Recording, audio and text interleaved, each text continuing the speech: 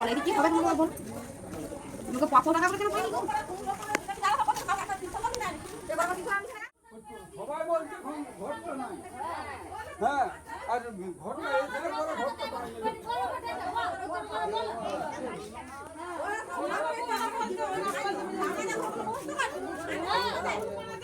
এদিকে আসে না তোমার ওকে বলে দেবে কিছু বলে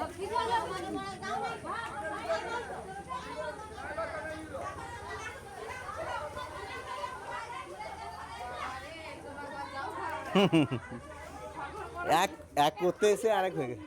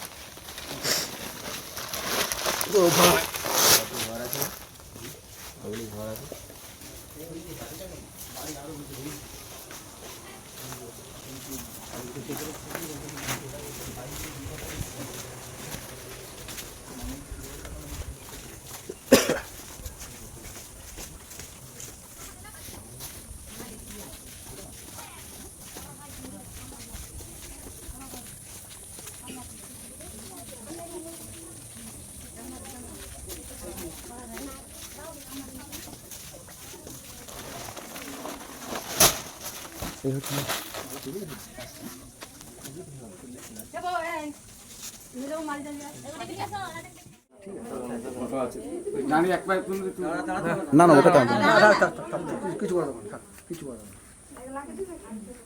একটা ছবি তুলতে পারি তারপরে সাইডটাই একটা করে বসে যাবো নিচে করে বসে ছবিটা একটা তুলতে পারতাম।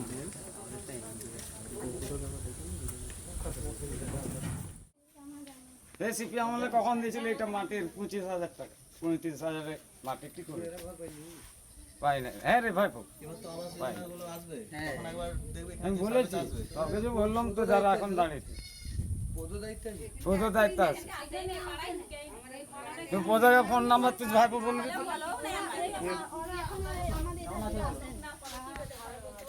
ভাইয়ের কি নাম?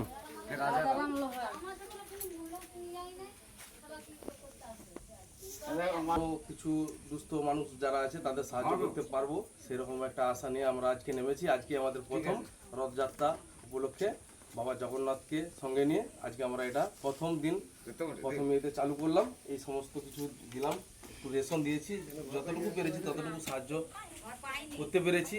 এর থেকেও বেশি সাহায্য করলে মনে হয় ভালো হতো, তো আমরা যতটুকু পেরেছি ততটুকুই সাহায্য আজকে করলাম। দোকান বলে বলে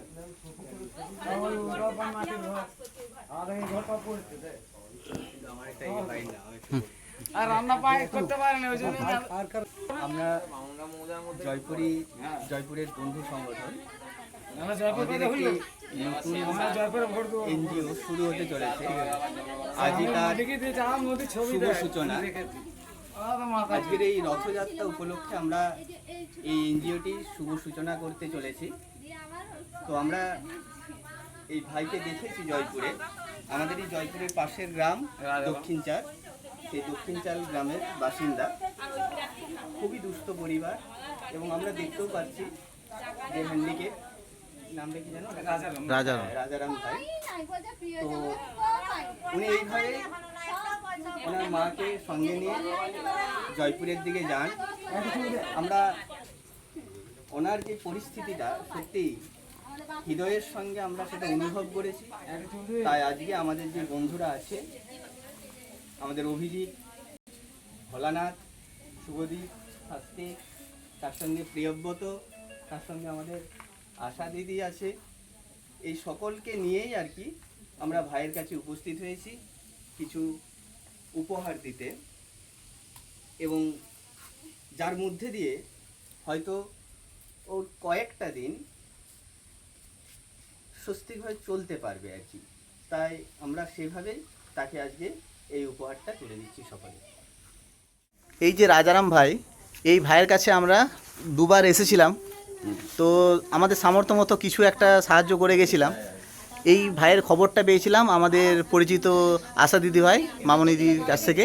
তো ভাইটার অসুখও ছিল, এবং সেই অসুখের ড্রাইভার মামনিদি কিন্তু সমস্ত কিছুই ওষুধের খরচ থেকে শুরু করে সমস্ত কিছুই কিন্তু উনি করিয়েছেন। আমাদের আশা দিদি ভাইয়ের কাজ আমরা কোনোদিনভাবে ভুলতে পারবো না। অনেকেই আশা দিদি ভাইদেরকে নিয়ে অনেক কিছুই বলছেন, অনেক কিছুই করছেন, কিন্তু ইনি কিন্তু নিঃস্বার্থভাবে আমাদের এলাকার মানুষদেরকে সাহায্য করে গেছেন। কোনো মানুষ বলতে পারবে না যে কোনো খারাপভাবে কারোর সঙ্গে ব্যবহার করেছে কিংবা কাউকে সাহায্য করেনি কিংবা কারোর ডাকেতে সাড়া দেয়নি। তো আমরা আগে আমি একা এসেছিলাম দাদা আশা দিদিভাইয়ের সাথে, এখন আমরা একটা টিম নিয়ে এসেছি, আমরা একটা নতুন এনজিও শুরু করতে চলেছি। তো আপনাদের সবার আশীর্বাদে আজ রথযাত্রার উপলক্ষে বাবা জগন্নাথের আশীর্বাদ নিয়েই আমরা আজকে এই কাজটা আজকের দিকে শুরু করলাম। তো আপনাদের আশীর্বাদ আমাদের পাথেয় হয়ে রইল। আমরা আমাদের সামর্থ্য মতো যতটা পারবো দুস্থ অভাবী মানুষদের পাশে থাকার চেষ্টা করব আমাদের এনজিওর তরফ থেকে। তো আজ আমরা শুভারম্ভ করলাম আমাদের এই পরিচিত এবং অসহায় বলতে দেখুন না, আপনারা বাড়ি ঘর দৌড় দেখলেই বুঝতে পারবেন যে সত্যি এরকম নিডি পরিবারে যারা আছেন তারা আমাদের সঙ্গে যোগাযোগ করতে পারেন। আমরা আমাদের সামর্থ্য মতো অবশ্যই আপনাদের গিয়ে পাশে দাঁড়াবো। আর এই ভাইটার কাছে যেটুকু আমরা দিতে পেরেছি হয়তো কয়েকদিনের জন্য ওনার সুরাহা হবে, তো বাকি দিনের জন্য আমরা ওনাদের পাশে থাকবো, এটাই প্রতিশ্রুতি দিয়ে গেলাম। যে পরিবারটির পাশে দাদারা যে দাঁড়িয়েছেন তার জন্য আমি অনেক ধন্যবাদ জানাই সবাইকে।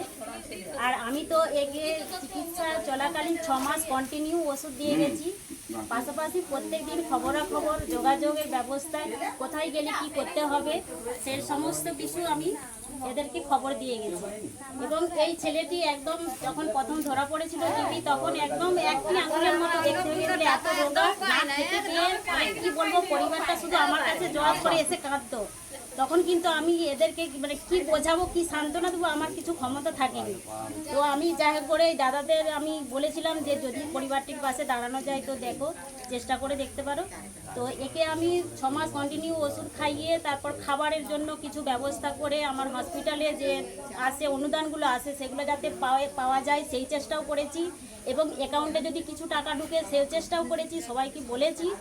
এরপরে ছেলেটি আমার একদম দেখতে পাচ্ছেন খুবই ভালো সুস্থ সবল হয়ে আছে এখন, কিন্তু এই পরিবারের অভাব তো কাটানো সম্ভব নয়, সেই জন্য আমরা আর কত কি করতে পারি। তো আপনারা সবাই এগিয়ে আসুন, এই প্রার্থনা করবো আপনাদের কাছে, আপনারা যাতে এরকম পরিবারের পাশে দাঁড়াতে পারেন সেটা চেষ্টা করবেন সবাই। এই হচ্ছে সেই পরিবার যে পরিবারে আজকে আমরা এসেছি। তো এই হচ্ছে রাজারাম ভাই, ওনার মা আর ওনার বাবা। তো আমরা আমাদের সামর্থ্য মতো কিছু সাহায্য ওনাদের কাছে তুলে দিয়ে গেলাম।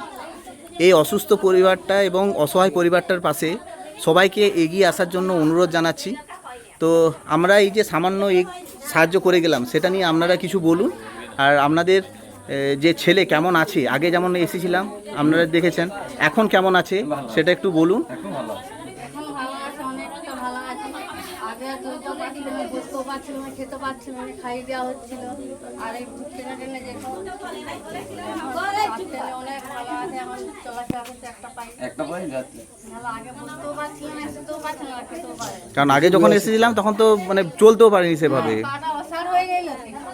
আর এই হাতগুলো তুলতে পারছিল না। হাতটা এবার তুলে একবার দেখাও তুমি নিজে। ঠিক আছে, অসুবিধা নেই। তো নিজের একটা ইয়ে আছে। না ঠিক আছে, ঠিক আছে অসুবিধা নেই। ঠিক আছে। ডাক্তার টানে অনেক ভালো হয়ে গেছে, চালিয়ে চলাফেরা, পায়খানা পেচ্ছাপ সব পাচ্ছে, নিজে খেতে পারছে। ভাই আবার মুখটা তুলো। এটা ছোট